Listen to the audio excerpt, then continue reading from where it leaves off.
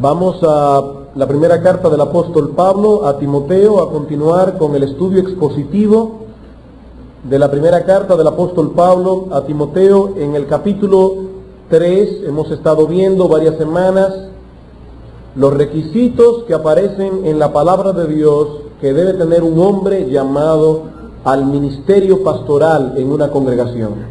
Primera Timoteo, capítulo 3. Vamos a leer los versículos 1 al 7. Palabra fiel. Si alguno anhela obispado, buena obra desea.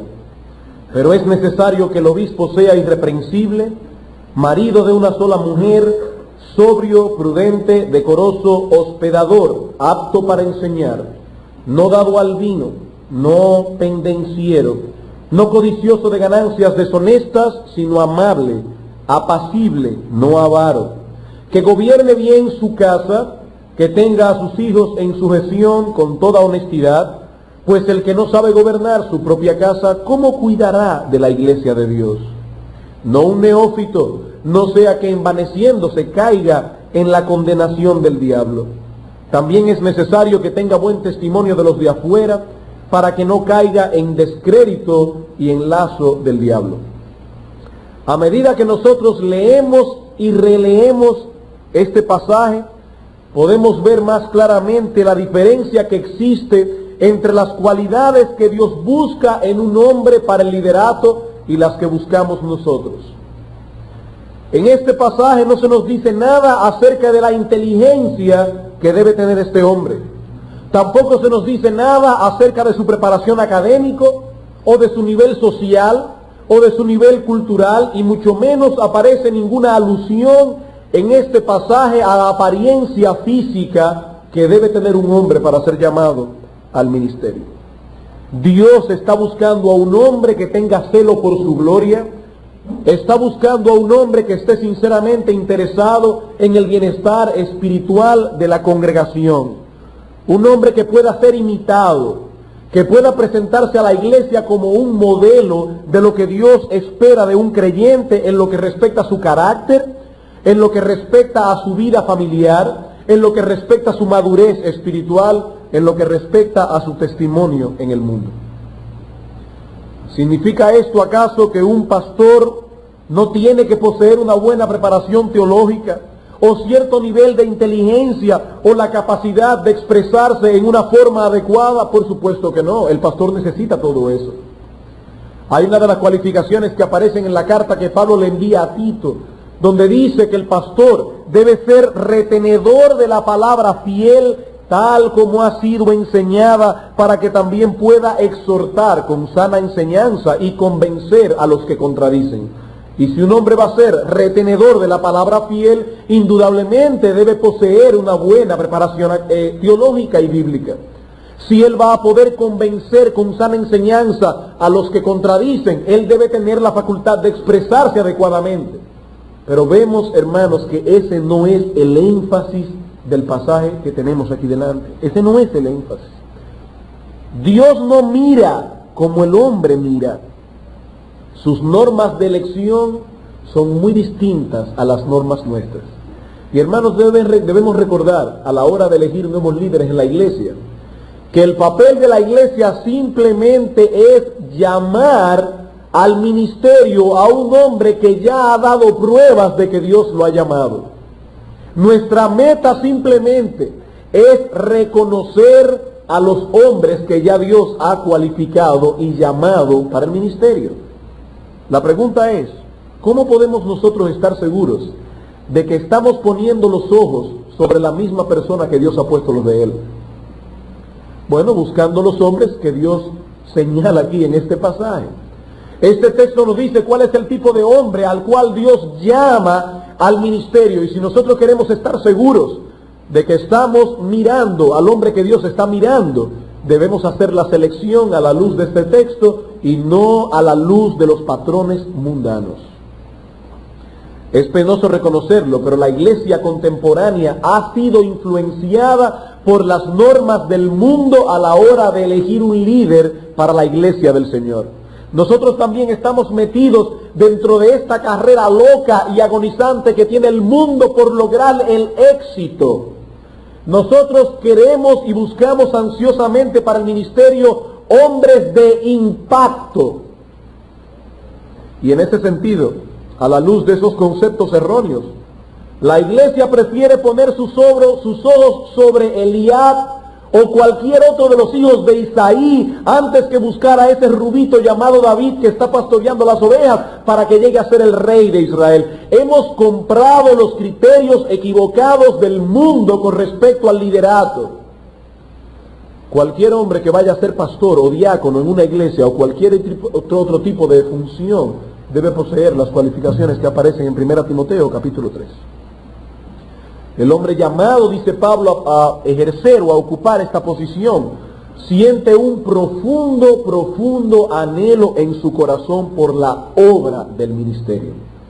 Él no anhela la posición pastoral, él anhela la obra pastoral. El que anhela el obispado, con todas las dificultades que esa obra encierra, que veíamos la semana pasada, el que anhela el obispado, buena obra desea. Ese hombre tiene un anhelo que es noble, un deseo que es excelente, pero ese anhelo no es suficiente. Ese anhelo es encomiable, pero no basta. Ese hombre debe ser irreprensible. Eso no significa que él va a ser perfecto, eso no significa que él va a ser sin pecado, pero sí significa que él se mueve dentro del marco de estas cualidades. Eso significa que él no posee nada que lo haga indigno de ser señalado como embajador de nuestro Señor Jesucristo en su iglesia. Y él es irreprensible básicamente en 4 áreas, que son las que estamos estudiando ahora. Él es irreprensible en su carácter moral, él es irreprensible en su vida familiar, su administración doméstica, él es irreprensible en su madurez y es irreprensible en su testimonio externo. La semana pasada nosotros comenzamos a ver las cualidades que se encuentran dentro del carácter moral y vimos en primer lugar que el pastor debe ser marido de una sola mujer. Debe ser un hombre reconocido por su fidelidad, un hombre dedicado a servir, a amar, cuidar, proteger a su mujer. Es un hombre fiel, es un hombre íntegro en lo que respecta a la fidelidad conyugal. Es un hombre dedicado a una sola mujer, a una sola esposa. En segundo lugar, vimos que el pastor debe ser sobrio y prudente. Y eso significa que este hombre no es dado a los excesos, es un individuo moderado, templado, un hombre que posee un sentido común santificado. Es un hombre que tiene su mente en orden. Y eso nos va a llevar a la otra cualificación, que es la que entraremos ya a estudiar en el día de hoy. Dice el apóstol Pablo, hablando del carácter, que el obispo no solamente debe ser marido de una sola mujer, sobrio y prudente, sino que debe ser también decoroso. Decoroso.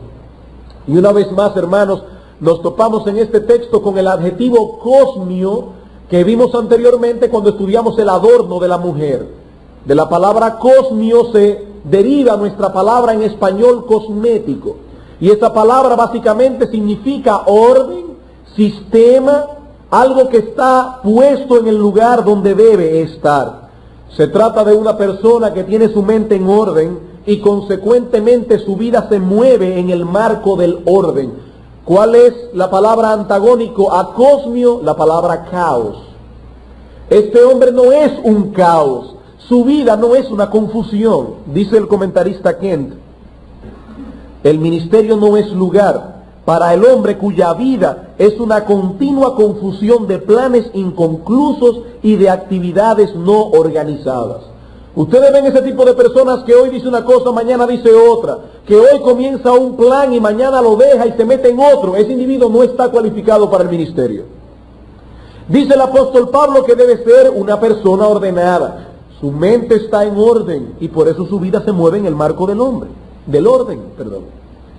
Este hombre se mueve por principios, no por instintos o por las circunstancias.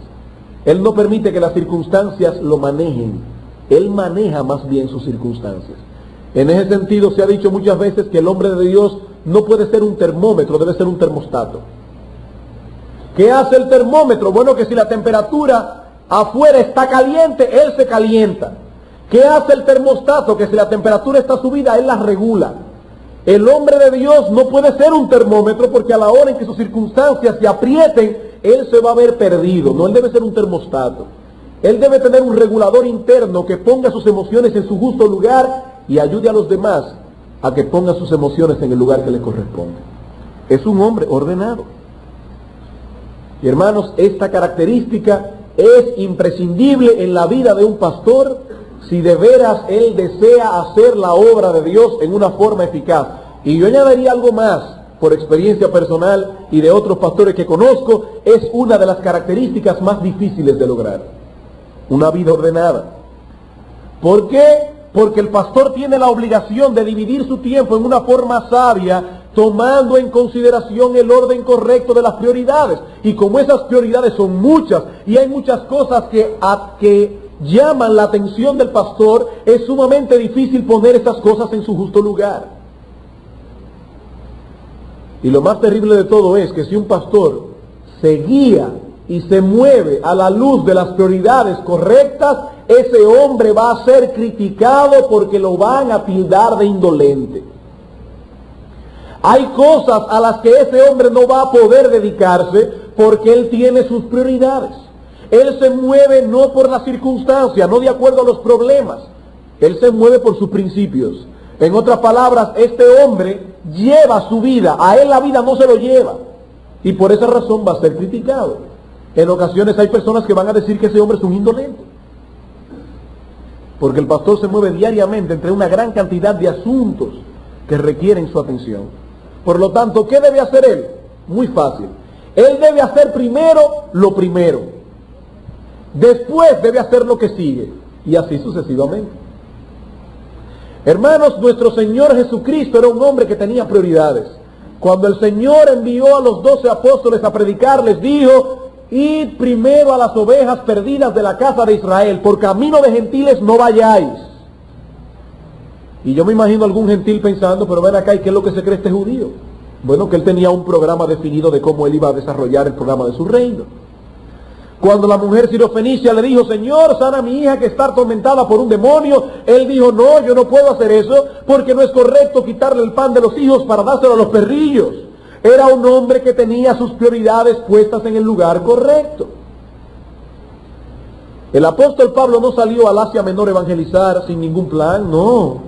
El apóstol Pablo iba a ciudades muy definidas, él iba a ciudades grandes. ¿Por qué? ¿Porque era un individuo orgulloso? No, porque él entendía que si él podía levantar una iglesia sólida en una ciudad grande, esas iglesias podían alcanzar las ciudades pequeñas. Él tenía un plan de acción, era un hombre que se movía por prioridades. Y el pastor debe ser un hombre así. ¿Y cuáles son estas prioridades del pastor? Bueno, en primer lugar, por encima de cualquier otra cosa, su vida espiritual. Dice Mateo capítulo 6, versículo 33, buscad primeramente el reino de Dios y su justicia, y eso va para los pastores también. Y todas las demás cosas serán dadas por añadidura. Yo recuerdo una hermana que una vez entró a mi oficina y me vio estudiando y me dijo: qué bien viven ustedes los pastores. El día entero estudiando, leyendo la Biblia, orando. ¿Saben una cosa, hermanas y hermanos? Eso es una visión muy ideal y errónea de lo que es el ministerio.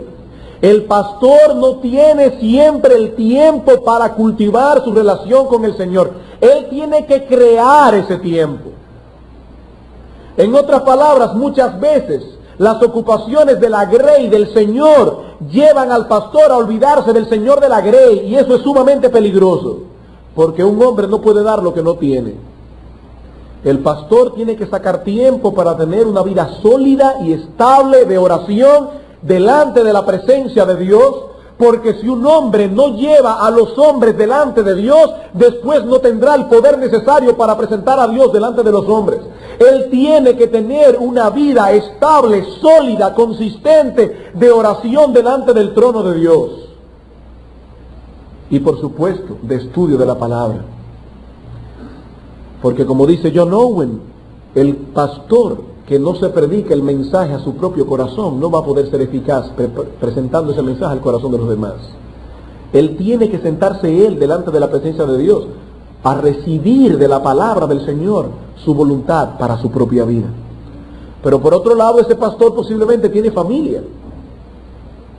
Una familia que él tiene que cuidar, que él tiene que gobernar sabiamente, una familia que requiere de su tiempo, porque si el día de mañana sus hijos, como veremos esta noche, se apartan del Evangelio y viven vidas desordenadas, podría llevar a ese pastor a renunciar de su labor ministerial.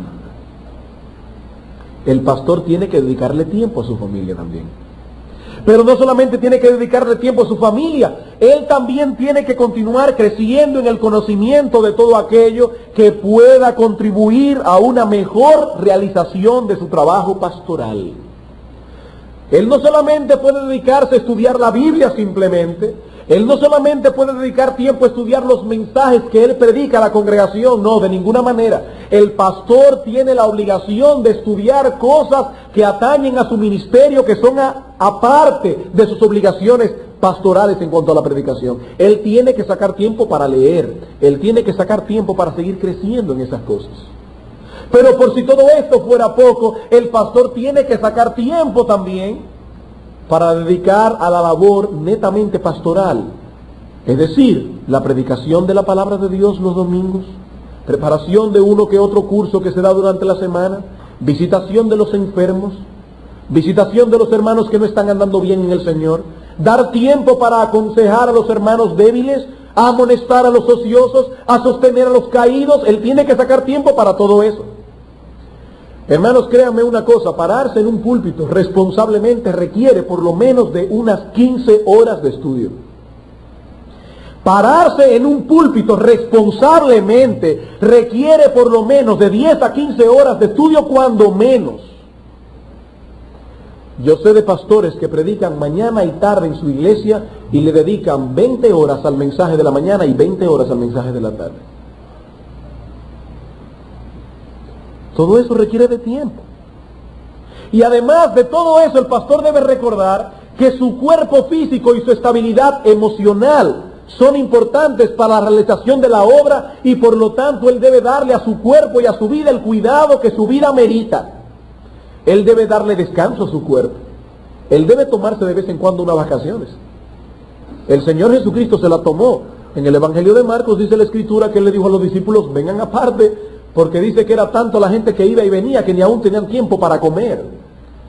Y yo creo lo que dice Charles Bridges, que en muchas ocasiones la ineficacia de un pastor se debe a que ese individuo agrede su propio cuerpo, no dándole a su cuerpo el tiempo de descanso que su cuerpo necesita. Ahora fíjense bien, hermanos, pongan todas estas prioridades en su orden y se van a dar cuenta que si una persona, un creyente, un hombre, no es ordenado mentalmente a la hora de manejar su tiempo y de poner en orden su vida, ese hombre va a tener un colapso total. Todo se le va a ir de las manos. Y es por esa razón que hay una palabra mágica que todo pastor debe aprender a decir en su momento oportuno. Esa palabra es casi el abracadabra de los pastores. ¿Saben cuál es? No. El pastor tiene que aprender y orarle al Señor que le dé sabiduría para aprender a decir no. Porque hay mucha gente que le dice: mira, que yo tengo un primo mío que se va de viaje y yo quisiera que tú vayas a predicarle, pero hay 600 hermanos en la iglesia que pueden hacerlo. ¿Por qué tiene que hacerlo necesariamente el pastor? ¿Por qué tiene que hacerlo necesariamente el pastor? Yo conozco un pastor que en su iglesia, cada vez que un hermano se quejaba por algún ministerio que la iglesia no tenía, ese pastor lo resolvía muy fácil. Él estaba sumamente ocupado. Cada vez que el pastor decía: hermano, yo tengo una queja, esta iglesia no está visitando a los presos, él le decía: bien, hermano, usted queda inmediatamente puesto en el oficio de crear un ministerio para la visitación de los presos. Yo no puedo ocuparme de eso, mi tiempo está ocupado. Yo soy un hombre que me muevo por prioridades y yo no puedo, si me llaman por aquí, me llaman por aquí, me llaman por allí, querer atender a todo el mundo, porque mi vida va a ser un completo caos. Dice la Escritura que el pastor debe ser ordenado, decoroso. Su mente, su corazón, su alma, sus prioridades están en orden y consecuentemente él se va a mover en el marco del orden. Por eso les decía al principio que un pastor que viva de esta manera va a ser fuertemente criticado.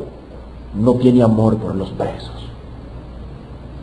No tiene amor por las viejitas. Sí, tenemos amor por todo el mundo. El problema es que yo tengo que moverme en el marco de las prioridades. A veces vienen hermanos de la iglesia y dicen, hermano, no hay iglesia en Cutupú. Yo sé que no hay iglesia en Cutupú y en muchísimos sitios de nuestro país, pero en este momento nosotros no podemos levantar una iglesia ni en Cutupú, ni en Quiaquieta, ni en ninguno de esos sitios. No tenemos el tiempo para hacer eso ahora. Eso tendrá su momento. Llegará el tiempo cuando nuestra iglesia pueda enviar hombres que se dediquen a levantar iglesias en todos esos lugares. Pero nosotros creemos que este no es el momento. Tenemos una obra en La Vega, tenemos una obra en Caballona, tenemos una obra en Nagua. Ya eso es demasiado, y una obra aquí. Nosotros necesitamos pastores que se ocupen de esta iglesia en este momento. Estamos necesitando urgentemente líderes. El pastor debe ser decoroso. En cuarto lugar, dice la Escritura que el pastor debe ser hospedador. Hospedador, esta palabra significa literalmente amigo del extranjero. Es la palabra griega filoxeno. Quizá ustedes han oído la palabra antagónica xenofobia. ¿Qué es una xenofobia? Un temor, un rechazo a las personas desconocidas. En este caso debe ser un filoxeno, es decir, debe amar al extranjero, debe ser amigo del desconocido. La idea detrás de este término es la de tener la casa abierta, aclaro, para el necesitado. Porque no es que la casa del pastor debe ser invadida. Lo que me refiero es que la casa del pastor debe ser una casa abierta para el necesitado, para el solitario, para el rechazado. La casa del pastor es un refugio para ese tipo de personas. No se es hospitalario porque cuando mis amigos vienen a mi casa se sienten como en su casa. No, aquí no está hablando de abrir la puerta al amigo. Aquí está hablando de abrir la puerta al extranjero, al extraño, al individuo que realmente necesita de mi ayuda. Y una vez más tenemos que recordar aquí, hermanos, que estos requisitos que aparecen en 1 Timoteo 3, no solamente Dios se lo pide a los pastores, se lo pide a todos los hombres fieles de la iglesia, se lo pide a todos los hermanos de la iglesia. Este es el cuadro de un hombre fiel. Y la Biblia dice que todos los creyentes de la iglesia deben ser hospedadores. En Romanos capítulo 12, versículo 13, el apóstol Pablo nos habla allí de los deberes de los creyentes en conjunción con los dones que posean. Dice Romanos capítulo 12, versículo 13, que los creyentes deben compartir para las necesidades de los santos y practicar la hospitalidad. Y repito, esto no fue escrito a pastores, esto fue escrito para todos los miembros de la iglesia. Debemos compartir con los necesitados, debemos practicar la hospitalidad. Hebreos capítulo 13, versículo 2. Hebreos capítulo 13, versículo 2.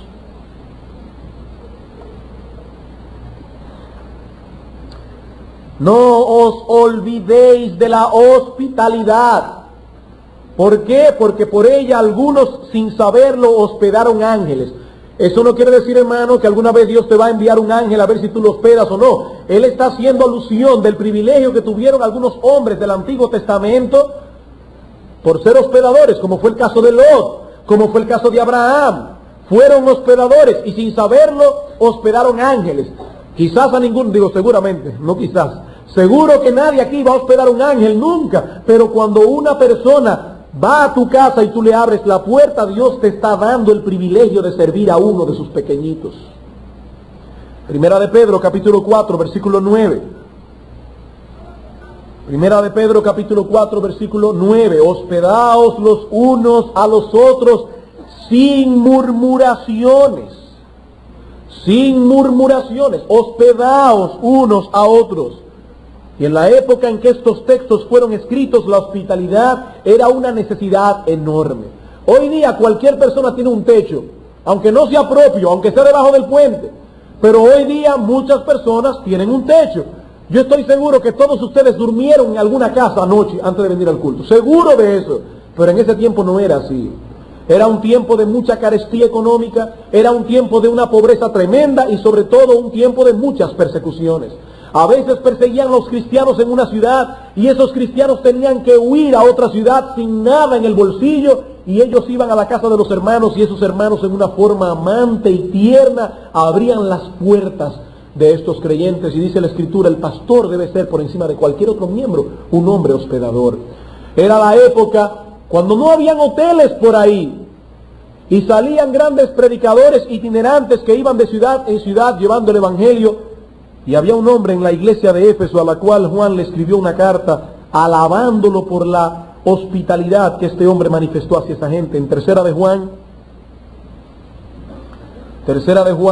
en el versículo 5 al 8,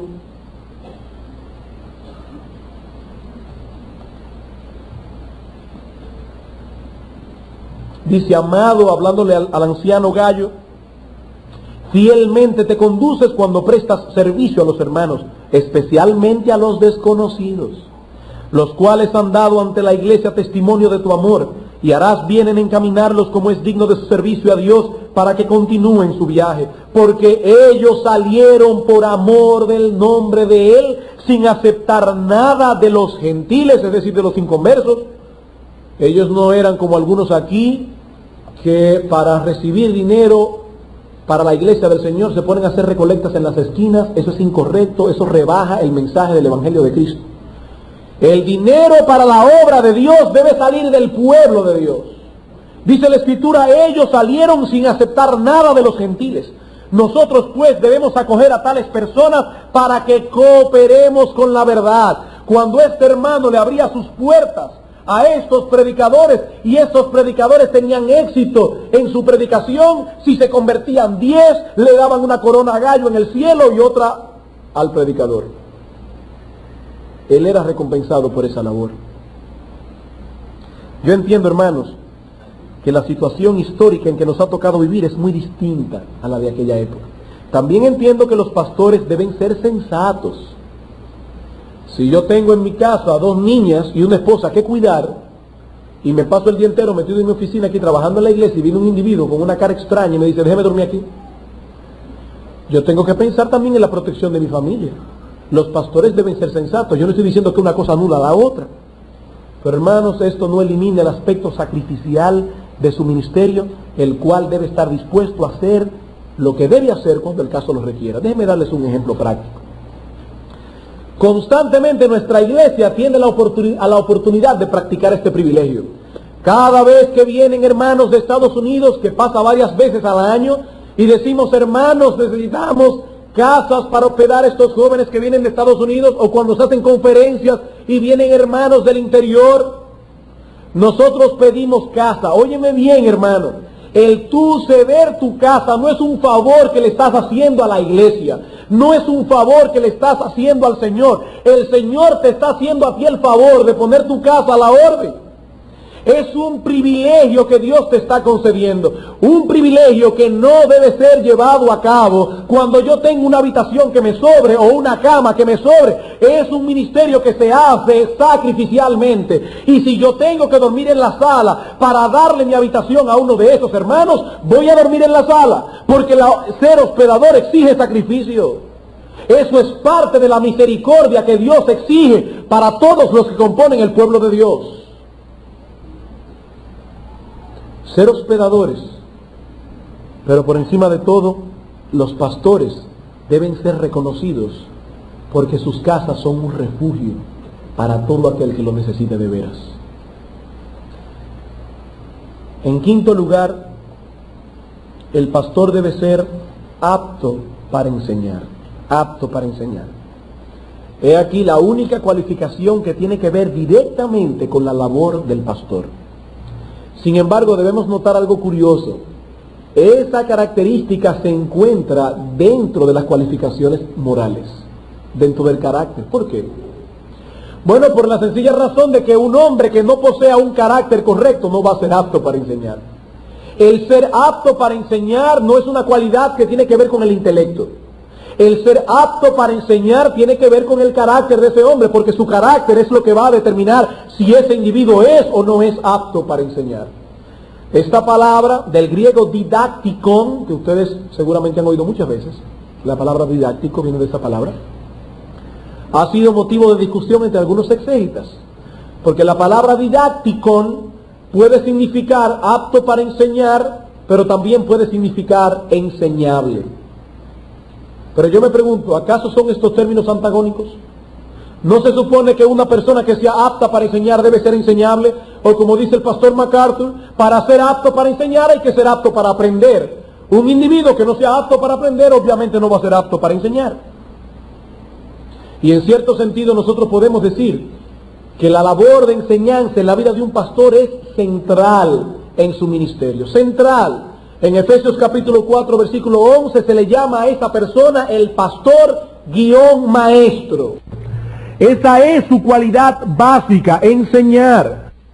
En 1 Timoteo capítulo 4 versículo 6 dice el apóstol Pablo: Timoteo, si esto enseñas a los hermanos, serás un buen ministro de Jesucristo. En este mismo capítulo, en el versículo 11, le dice a Timoteo: esto manda y enseña. En el versículo 13 le dice: entre tanto que voy, ocúpate de la lectura, la exhortación y la enseñanza. En 1 Timoteo 5:17 dice: los ancianos que gobiernan bien sean tenidos por dignos de doble honor. Mayormente, ¿quiénes? Los que trabajan en predicar y enseñar. Segunda Timoteo capítulo 2 versículo 2, Timoteo, lo que has oído de mí ante muchos testigos, esto manda a hombres fieles que sean idóneos ¿para qué? Para enseñar a otros. Enseñanza, enseñanza, enseñanza. Esa es la labor primordial del pastor, enseñar. De hecho, esa es la única cualificación que no se le pide a todos los cristianos. Es cierto que nosotros todos en una forma u otra enseñamos. Cuando usted toma un nuevo creyente y lo discipula, usted le está enseñando a ese nuevo creyente. Pero no en el sentido que lo dice aquí como maestro público reconocido de la Escritura. Por eso en 1 Corintios capítulo 12, en el versículo 29, el apóstol Pablo pregunta: ¿son todos apóstoles? ¿Cuál es la respuesta? No. ¿Son todos maestros? No. No todos poseen el don de enseñar. Pero lo que sí es imprescindible es que el hombre llamado al ministerio tenga ese don. El hombre llamado a ejercer el pastorado debe ser apto para enseñar. Si el individuo tiene un carácter idóneo, perfecto, de acuerdo a las características que están en 1 Timoteo 3, pero no es apto para enseñar, no debe ser elegido como pastor. Porque el pastor debe ser apto para enseñar. Eso no quiere decir, hermanos, que todos los pastores deben predicar regularmente en el púlpito. No.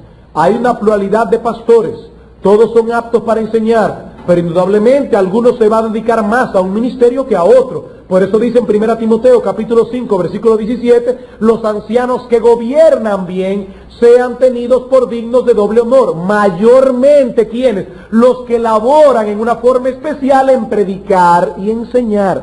Hay pastores que son dedicados mayormente al ejercicio de esta labor ministerial, pero todos los pastores deben ser aptos para enseñar, porque ellos enseñan en otro contexto, no necesariamente desde el púlpito, pero enseñan. Enseñan. Ahora bien, ¿cuáles son las cualidades que debe poseer a un hombre para yo decir si él es apto para enseñar? ¿Cuáles son esas cualidades? Bueno, en primer lugar, debe poseer el don de enseñar. Hermanos, ese don no tiene que ver que si usted es un buen maestro de matemática o de física o de química, necesariamente tiene el don de enseñar. No, porque ese don es un talento natural. Estamos hablando de una obra del Espíritu Santo en la vida de ese individuo. Yo conozco personas que en el mundo son grandes oradores, se convierten al Señor y no predican en una iglesia. ¿Por qué? Porque Dios no les dio ese don. Eso no tiene que ver con un talento natural, eso tiene que ver con un don del Espíritu Santo, de acuerdo a lo que dice 1 Corintios capítulo 12 versículo 28. En Romanos también capítulo 12 en el versículo 7 dice: el que tiene el don de enseñar, que enseñe, el que tiene ese don. En 1 Timoteo capítulo 4, vean conmigo, por favor, el versículo 14. 1 Timoteo capítulo 4, versículo 14, dice el apóstol Pablo: Timoteo, no descuides el don que hay en ti. Y nos preguntamos a qué don se refiere el apóstol Pablo. Indudablemente por el contexto del pasaje es al don de enseñanza. ¿Y cómo yo sé eso? Por lo que decía anteriormente, en el versículo 6 dice: enseña a los hermanos. En el versículo 11, esto manda y enseña. En el versículo 13, ocúpate de la enseñanza. En el versículo 16, ten cuidado de ti mismo y de la enseñanza. Y en el versículo 14 dice: no descuides el don que está en ti. ¿Qué don va a ser? El don de enseñar. Hay un don de enseñanza. ¿Y saben algo interesante? Normalmente son los otros los que se dan cuenta que nosotros tenemos ese don. Mucha gente dice, yo sé que yo tengo el don. Hermano, mire, eso primero se enteran los otros, no yo. Porque son los demás los que me ven a mí ministrando y son los demás los que reciben los beneficios de la administración tuya. Y son ellos que se van a dar cuenta si tú tienes ese don. ¿Y cómo se van a dar cuenta?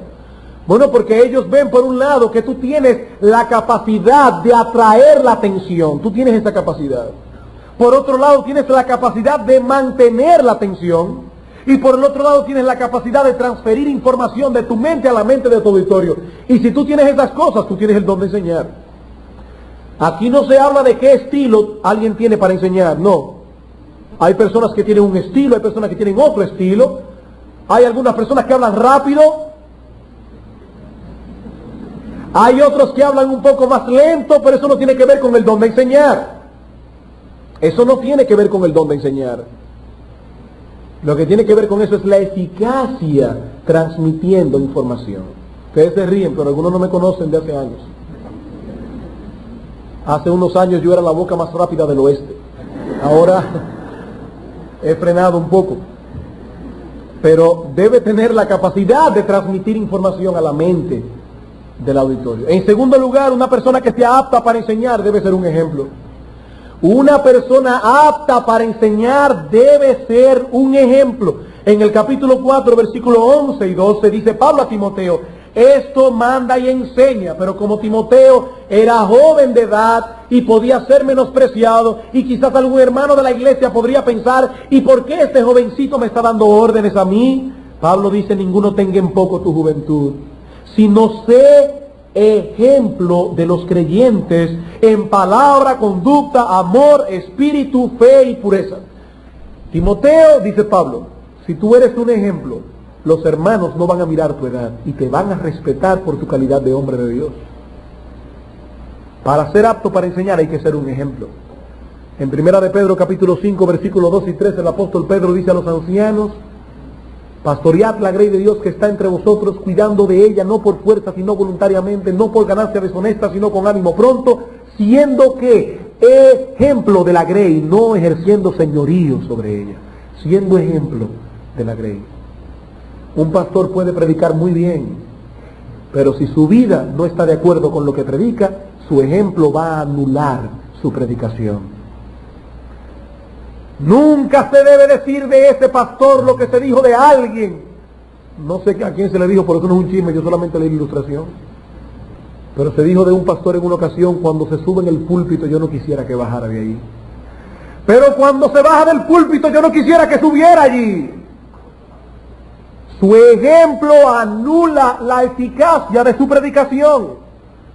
Para ser apto para enseñar hay que ser un ejemplo.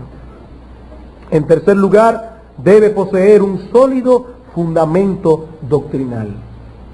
Como leíamos en la introducción, dice Pablo que debe ser retenedor de la palabra fiel, que pueda amonestar, pero con sana enseñanza, con sana doctrina. Debe ser un individuo que posea un sólido fundamento doctrinal.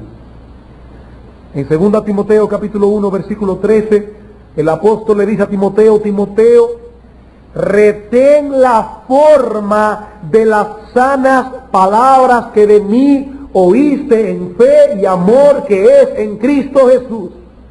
Pablo no estaba de acuerdo con este tipo de pensamiento moderno de, bueno, si tú amas al Señor y yo amo al Señor, no importa lo que tú creas, dice Pablo, sí importa, Timoteo.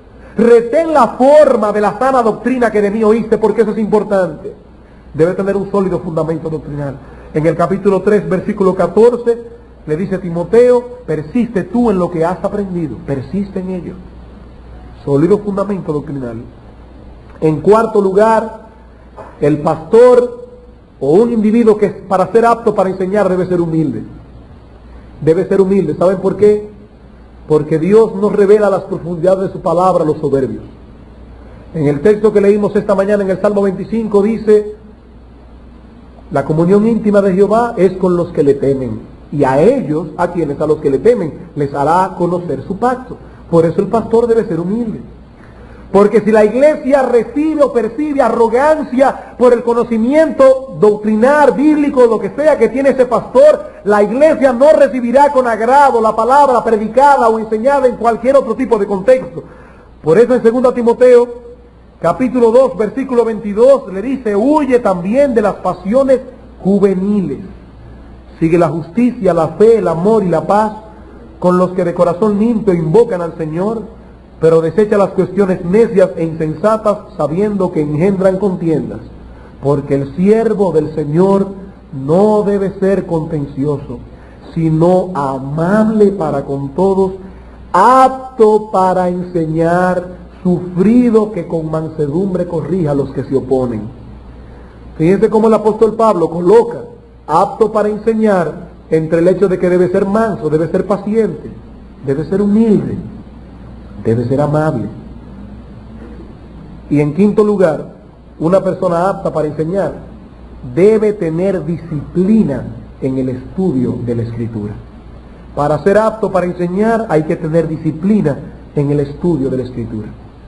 A medida que el hombre de Dios conoce la Escritura, se da cuenta de la gran cantidad de cosas que no conoce aún. Por eso decía ese gran hombre de Dios, Spurgeon, que mientras más grande es la luz, más grandes son las tinieblas que la circundan. A medida que un hombre avanza en el conocimiento de la Escritura, en esa misma medida se da cuenta de la cantidad de cosas que no sabe. Se cuenta de John Rice, que fue un autor cristiano, que por cierto es un libro de él muy bueno, La ruina del cristiano, que está traducido al español. Este hombre escribió una cantidad enorme de literatura, fue un autor muy prolífero, un gran maestro de la palabra de Dios de años pasados. Y se cuenta de John Rice que cuando estaba a punto de morir, ya viejecito, orando al Señor, le dio gracias por haberle dado la oportunidad de conocer la tapa de su precioso libro. Después de años de estudios profundos de la Escritura y de haber escrito un montón de literatura para el pueblo de Dios, digo, Señor, gracias, porque por lo menos conocí la tapa de tu libro. El hombre de Dios que crea saber, que sabe todo lo que tiene que saber, ese hombre está condenado a fracasar en su ministerio y no sabe nada como debe saberlo. Debe ser una persona que tenga disciplina en el estudio de la Escritura. Eso es un hombre apto para enseñar. Y el pastor debe ser apto para enseñar. Sexto, vamos otra vez a nuestra lista. Hemos dicho que debe ser marido de una sola mujer, sobrio, prudente, decoroso, hospedador, apto para enseñar, no dado al vino. El pastor debe ser una persona no dada al vino, y esta es la primera cualificación negativa de la lista. Ya se nos ha dicho que el hombre de Dios debe ser una persona controlada por su dominio personal, debe tener dominio propio, no controlado por sus sentidos, sino por los principios que él conoce de la Escritura. Ahora se nos dice que el pastor, que el obispado, no es un lugar para un hombre dado a la bebida. Eso es lo que significa la palabra literalmente, que se detiene al lado del vino, un hombre dado a beber bebidas intoxicantes. Que de paso, hermanos, déjenme dar una pequeña nota aquí. Esto no solamente se aplica al vino. Pablo habla del vino por el hecho de que era la bebida intoxicante de su época. Ustedes saben muy bien que los judíos bebían vino. Y ustedes saben también que este vino era un vino tan natural, normal, que era lo que hoy sería aquí un Maví. Era un vino fermentado naturalmente, porque el alcohol lo inventaron los árabes en la Edad Media. Y era un vino mezclado con agua. Por esa razón en las bodas judías se pasaban 7 días bebiendo vino. ¿Significa que ese vino no intoxicaba? Claro que sí. Intoxicaba si era bebido en exceso, y también intoxicaba si era una bebida mezclada con especias. Por eso dice en la Biblia, en el Antiguo Testamento, ay del hombre que es valiente para mezclar bebidas. Ellos mezclaban la bebida con especias para hacerla más fuerte, le echaban miel, ciertas hojas, y lo hacían bebidas fuertes, intoxicantes. Pero yo tengo la convicción de que si en los días del apóstol Pablo hubiera habido diazepam, Valium, Quaalude y todas las otras cosas, yo creo que lo hubiera mencionado algo similar también en el texto. Hermano, yo no estoy diciendo que en un momento dado una persona no pueda tomar un calmante, por supuesto que no. Yo no estoy diciendo eso. Lo que estoy diciendo es que todo creyente tiene que tener mucho cuidado en el uso de esas cosas. No es que cada vez que yo no puedo dormir, ¡wow!, una pastilla. Eso no es correcto. Eso no es correcto. Un hombre que dependa de pastillas para dormir, esa persona no está actuando en el marco de la voluntad de Dios. Hay algo que lo está inquietando y que no le está permitiendo vivir tranquilo. A menos, por supuesto, que usted esté siendo medicado por un médico que lo esté supervisando y que por un tiempo prudente esa persona le ha dicho, mira, por este tiempo tú debes tomar tal medicamento. Pero hay personas que por cualquier tontería, una pastilla para dormir, mucho cuidado, porque eso te puede hacer un hábito en tu vida, que es pecaminoso. Es pecaminoso. Eso muestra falta de dependencia en el Señor. Dice el apóstol Pablo, el pastor no debe ser una persona dada al vino. Una persona así no está cualificada para administrar los misterios de Dios en una forma sabia y controlada. Dice el profeta Isaías, hablando de los sacerdotes y de los profetas de su época, pero también estos erraron con el vino y con sidra se entontecieron. El sacerdote y el profeta erraron con sidra, fueron trastornados por el vino, se aturdieron con la sidra, erraron en la visión y tropezaron en el juicio. Para los que toman nota, eso está en Isaías 28:7. Y en el libro de Proverbios, le dice la madre de Lemuel a Lemuel, no es de los reyes, oh Lemuel, y yo añado, ni de los pastores, no es de los reyes beber vino, ni de los príncipes la sidra, no sea que bebiendo olviden la ley y perviertan el derecho de todos los afligidos. Proverbios 31, 4 al 5. No es de los reyes beber vino, ni de los príncipes, ni tampoco de los obispos.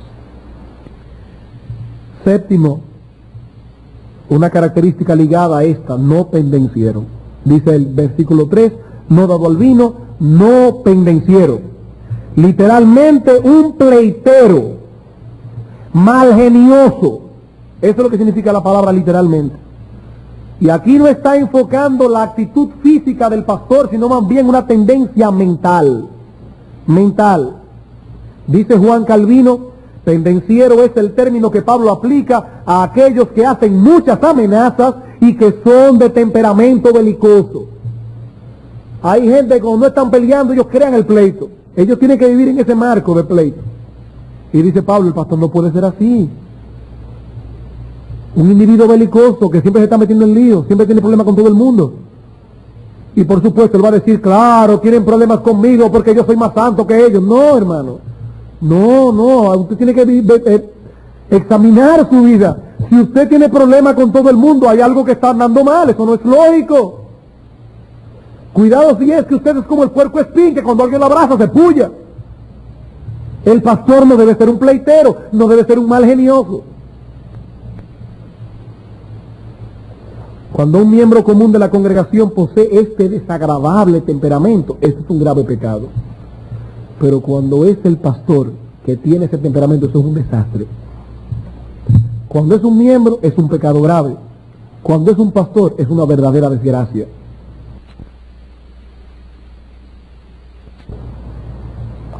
Yo leí recientemente una historia que puede ilustrar esta verdad. Ocurrió a final del siglo pasado, es verídica.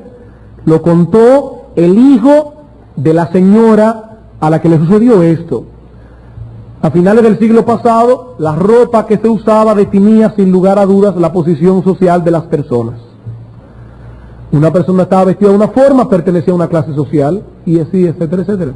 Resultó que una mujer joven y muy rica hizo profesión de fe en una iglesia y comenzó a asistir regularmente a esa congregación.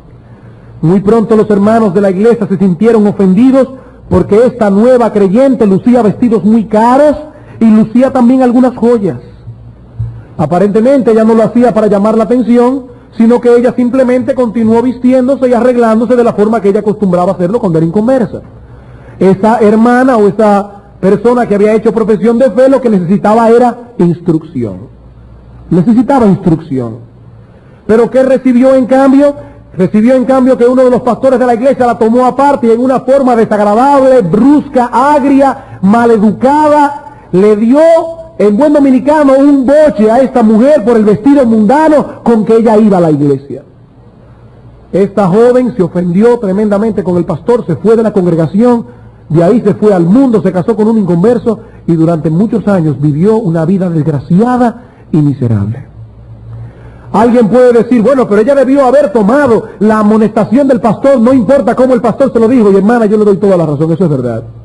Ella debió haber sido humilde y aceptar la amonestación. Pero ¿saben una cosa?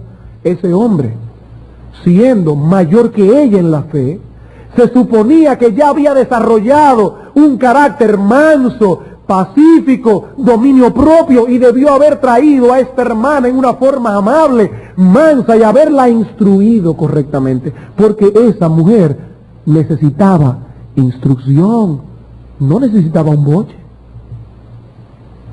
Dice el apóstol Pablo, el pastor no puede ser un pleitero. Yo no quiero ser malentendido con esto. Hay momentos en que los pastores tienen el deber de reprender duramente a un hermano de la congregación. El apóstol Pablo le dice a Tito, repréndelos duramente.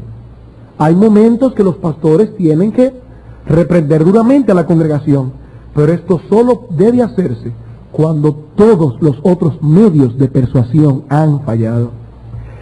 Y de una forma tal que no convierta el asunto en un conflicto personal. El creyente amonestado debe enfrentarse con la palabra, no conmigo. No conmigo. Si él se ofende conmigo, yo se lo dije bien, eso es el problema de él. Pero yo debo estar limpio delante del Señor, porque la firmeza de carácter no tiene nada que ver con la rudeza y la acritud.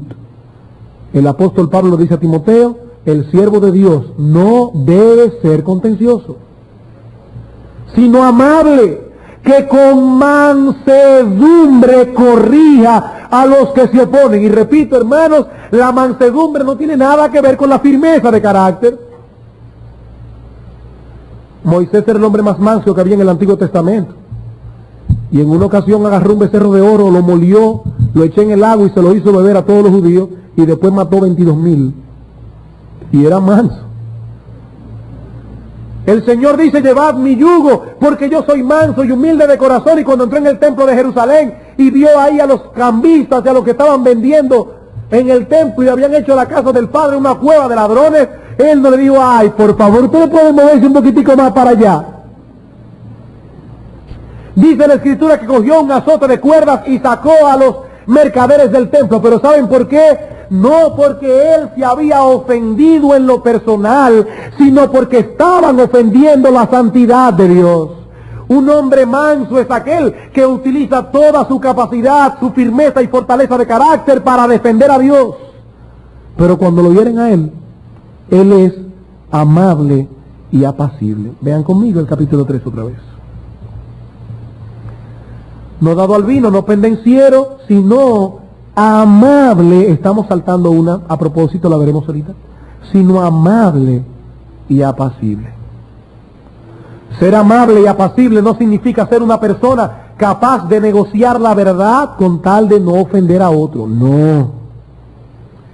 La idea más bien es la de uno que es condescendiente respecto a sus propios derechos, y aun cuando tiene que defender la verdad, lo hace de tal manera que no ofende en lo personal. Es decir, si está defendiendo, por ejemplo, que no hay cristiano carnal, vamos a suponer, este creyente enseña en la Escritura los textos que lo llevan a él a creer una cosa o a creer otra.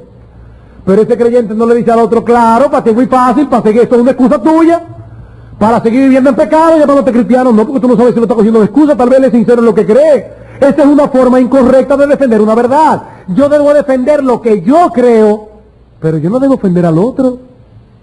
Yo no debo ofender al otro, yo debo ser amable y apacible. Y esta palabra apacible es interesantísima. Es una palabra compuesta en griego que significa renuente a pelear. Es decir, el pastor no debe ser un buscapleito, sino que por el contrario debe rehuirle a todo tipo de situaciones que finalmente lleven a una discusión inútil. ¿Qué le dice Pablo a Timoteo en el capítulo 6? Versículo 3 al 5. Si alguno enseña otra cosa y no se conforma a las sanas palabras de nuestro Señor Jesucristo y a la doctrina que es conforme a la piedad, está envanecido, nada sabe y delira acerca de cuestiones y contiendas de palabras, de las cuales nacen que envidias, pleitos, blasfemias, malas sospechas, disputas necias, de hombres corruptos de entendimientos y privados de la verdad, que toman la piedad como fuente de ganancia. ¿Y cuál es el consejo de Pablo a Timoteo? Apártate de los tales. No, yo voy ahí para defender la verdad. No, apártate de los tales que no te van a oír, ellos son pleiteros. Y el pastor no debe ser un buscapleitos. Segunda Timoteo capítulo 2, versículo 14. Hablando del obrero aprobado, recuérdales esto, exhortándoles delante del Señor a que no contiendan sobre palabras, lo cual para nada aprovecha, sino que es para perdición de los oyentes. Versículo 16, evita profanas y vanas palabrerías que conducirán más y más a la impiedad, no seas un buscapleitos. Yo siempre recuerdo a ese hombre que un amigo se le acercó y le dijo, ven acá fulano, pero tú como que no envejeces. Tú eres un individuo que pasa los años y te ve como tan calmado, tan terso. ¿Cuál es tu secreto? Él le dijo, que yo no discuto por nada. Él le dijo, no, pero no puede ser por eso. Está bien, no será por eso. Él no discute por nada. Por eso llegó a viejo. El pastor no es un buscapleito, una persona que defiende con toda la firmeza de su carácter la santidad de Dios. Pero él no está por ahí defendiendo sus derechos. No, de ninguna manera. Él es amable y apacible. Y por último, dice el apóstol aquí, 1 Timoteo 3, que no debe ser codicioso de ganancia deshonesta, ni debe ser avaro. No debe ser avaro el pastor. Esta cualificación nos habla de un hombre que no es amante del dinero. No solo evita las ganancias deshonestas, no solamente eso no es suficiente, sino que también debe ser una persona que no tiene como meta en su vida el hacerse de bienes terrenales, aún sean obtenidos por medios honestos. Él no está buscando eso, esa no es su meta. Y debemos repetir aquí otra vez que estos requisitos son para todos los cristianos. ¿Qué dice 1 Timoteo capítulo 6? Versículos 9 y 10. Pablo dice claramente a todos los creyentes, los que quieren enriquecerse, caen en tentación y lazo y en muchas codicias necias y dañosas que hunden a los hombres en destrucción y perdición, y no solo espiritual, aún de su propia vida los hunde, los destruye, porque raíz de todos los males es el amor al dinero, el cual codiciando, deseando algunos se extraviaron de la fe, pero no solo eso, fueron traspasados de muchos dolores. Hermanos, yo quiero repetir esto que hemos dicho muchas veces aquí. Ningún creyente, oiga bien, aspira o no al ministerio, ningún creyente que tenga como meta hacerse rico está caminando en santidad. ¿Le es lícito a un creyente querer hacerse rico? No, no le es lícito. Yo no estoy diciendo que si es lícito no ser rico, porque hay personas a quienes Dios prospera en su fidelidad. Yo estoy diciéndote a ti que si tú quieres hacerte rico, tú no estás andando en santidad. Lo que estoy diciendo, claro y sencillamente, y si fuera ahora te diría claro y pelado, lo que estoy diciendo es que querer hacerse rico es un pecado. Tener como meta en la vida hacer dinero es una perversión que no solamente te llevará tarde o temprano a apartarte de la fe, sino que también te destruirá tu vida, serás traspasado de muchos dolores. Por eso dice Pablo que el que quiere hacerse rico no solamente cae en tentación y lazo, sino en muchas codicias que son necias y que son dañosas. ¿Por qué son necias? Por una razón muy sencilla, y la palabra necedad ahí significa estupidez. Hermanos, ¿por qué es una estupidez querer hacerse rico? Bueno, porque usted se quiere hacer rico para vivir mejor, ¿no es así? Usted quiere hacerse rico para vivir más cómodo, ¿no es verdad? ¿O para qué usted quiere hacerse rico? para ofrendar a la obra del Señor. Ofréndale tu vida, que el Señor la va a coger igual. O sea, que no te preocupes por eso, que el Señor se encargará de levantar a otros ricos. ¿Y sabes por qué la codicia es necia? Porque te vas a afanar por hacerte rico y Dios no te va a permitir disfrutarlo. Porque dice en Eclesiastés que Él ha visto este mal debajo del mundo, debajo de este sol. Que los hombres se afanan por hacerse ricos, se hacen ricos y Dios no le da derecho a disfrutarlo, no le da. ¿Saben por qué? Porque con Dios no se puede jugar. Y dice la Escritura que Dios no puede ser burlado. Si tú sacrificaste a Dios para hacerte rico, Dios va a hacer que tu vida sea un martirio. Dios se va a encargar de eso. ¿Y sabe por qué? Lo va a hacer porque te ama, porque Él quiere que tú vuelvas a Él. Es una codicia necia, estúpida, tonta y destructora. Dice aquí que es dañosa. ¿Y saben por qué es dañosa?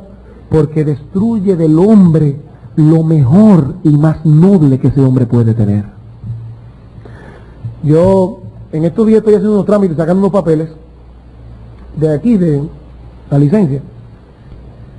Y fui a un sitio, me dijeron que hablara porque tenía un problema con la licencia. Fui a un sitio a hablar con un señor que es medio jefe de allá para pedirle un favor, no para darle dinero. Aclaro. Y alguien me dijo, mira, ese individuo que tú vas a ver ahora, el que me llevó, él era un individuo buena gente hasta que cogió el cargo. Ya no quiere saber de nadie, no habla con nadie. ¿Sabe por qué? Porque es que la posición económica, yo no sé por qué el dinero, la prosperidad, obtenida no por bendición de Dios, sino por astucia humana, destruye en el hombre lo mejor y más noble que ese hombre puede tener. Por eso el pastor no puede ser así. Hermanos, es sencillamente escandaloso lo que ha sucedido en los últimos años con estos famosos teleevangelistas que viven como verdaderos millonarios. Viven en mansiones con sus aviones privados, carros carísimos, que definitivamente no corresponde con el mensaje del evangelio que predican. Y han traído deshonra y vergüenza a la iglesia del Señor Jesucristo. Deshonra y vergüenza. No hay nada malo en ser rico. No. Es más, mire, no hay nada malo en disfrutar de las riquezas. Y eso lo dice la Biblia. Porque en el capítulo 5, versículo 17, 6:17 de Timoteo, dice a los ricos de este mundo, mándales que no sean altivos ni pongan la esperanza en las riquezas, las cuales son inciertas, sino en el Dios vivo que nos da todas las cosas en abundancia. ¿Para qué? ¿Para que lloremos? No, para que la disfrutemos. No hay nada malo en ser rico si Dios te da eso. Pero cuando esas riquezas son obtenidas usando la piedad como medio de ganancia, eso es realmente un pecado abominable delante de Dios. Yo sé que tampoco podemos estar de acuerdo y que es correcto la visión de que los pastores deben vivir lo más miserablemente que ellos puedan. No, eso no es bíblico. Eso no es bíblico. En 1 Timoteo capítulo 5, versículo 17 dice, los ancianos que gobiernan bien sean tenidos por dignos de doble honor, mayormente los que trabajan en predicar y enseñar, pues la Escritura dice, no pondrás bozal al buey que trilla, y digno es el obrero de su salario. Cuando un hombre se dedica al ministerio y ese ministerio le reporta beneficios económicos para él poder vivir y mantener su familia, ese salario es digno, muy digno. Yo recuerdo cuando yo estaba pensando en entregarme al ministerio, que ese era mi único problema. Yo decía, y yo voy a tener que ser mantenido por una iglesia. Me hizo como que se me hacía un poco cuesta arriba y yo llegué a una conclusión. Yo lo que voy a hacer es que voy a escribir libros. Y voy a vivir de lo que los libros me reporten. Ahora resulta que andando en tiempo y habiendo crecido mucho más en la fe, yo recibo mi salario con gozo del Señor, porque eso es un orgullo de mi parte. O sea, no el orgullo de recibir el salario, sino el orgullo de no recibirlo. Y en segundo lugar, si el Señor me da a mí la capacidad de escribir libros, ahora me ha dado la convicción de no cobrar por eso, porque eso es un trabajo para el reino de Dios. Yo no soy un vendelibro, yo soy un pastor. Un pastor. Yo no estoy diciendo entonces que el pastor debe vivir lo más miserablemente posible, no. Pero una cosa es vivir decentemente y aún disfrutar de las oportunidades que Dios da a sus hijos, y dentro de esos hijos están los pastores, que oportunidades que Dios le da también a los pastores. Pero otra cosa muy distinta es esquilar a las ovejas para beneficio personal. Eso es un pecado abominable delante de Dios. Los pastores no deben ser codiciosos de ganancias deshonestas, tampoco deben ser avaros. Hermanos, esta noche continuaremos estudiando el resto de las cualificaciones que encontramos en este texto. Cada miembro de nuestra congregación debe orar al Señor que nos dirija a la hora de seleccionar a nuestros futuros líderes, que ya es muy pronto. Pero mientras tanto, los hombres de nuestra iglesia tienen otra segunda responsabilidad. Ellos no solamente deben orar porque el Señor los dirija a la hora de poner un nombre como candidato al liderazgo. Ellos también tienen la responsabilidad de examinar sus propias vidas a la luz de estas características. Que el Señor prepare nuestros corazones esta tarde para venir con un corazón abierto a escuchar el resto de lo que Dios tiene que decirnos aquí. Vamos a orar.